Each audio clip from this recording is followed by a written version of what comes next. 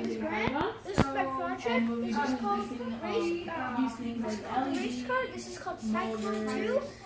So what they do is they use a Bluetooth connection to connect to each other, and then I can sync it the same code, so it would follow the same movements as the other thing that we have is called Robotics, here, which is those things up there.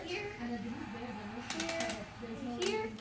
So that's more if you're interested in building. But are you interested in building? And so you can do pretty much anything you program it to. So Can you tell me what each button does? Which one's forward and backwards?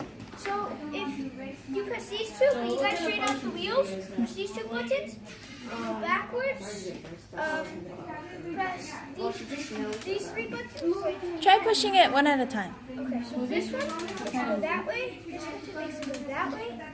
These two buttons combined makes it go forward. No, just one Actually, button. that makes One button makes it go forward, one makes it go back. Yeah, so one there, and if you also you can press these two buttons at the same time to make it kind of smooth. Okay. Can you explain the programming to me? What did you use to program? I used move block, Bluetooth block, and touch sensor block. Yeah, pretty much that's it. What is Bluetooth? Can you explain it to me? Is, I actually don't know. You don't know? It's something. Do you have wires with your robot? Normally we use wires. Wires that connect to the NXT, so I can use the program. But that NXT isn't connected to that NXT, right? Yeah. So it's like wireless connection. That's what Bluetooth is. Okay. So like.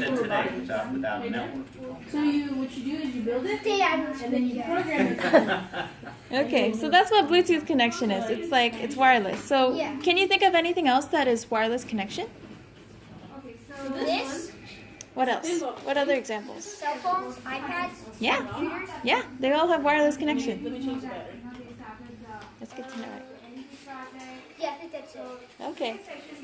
Bye. Bye.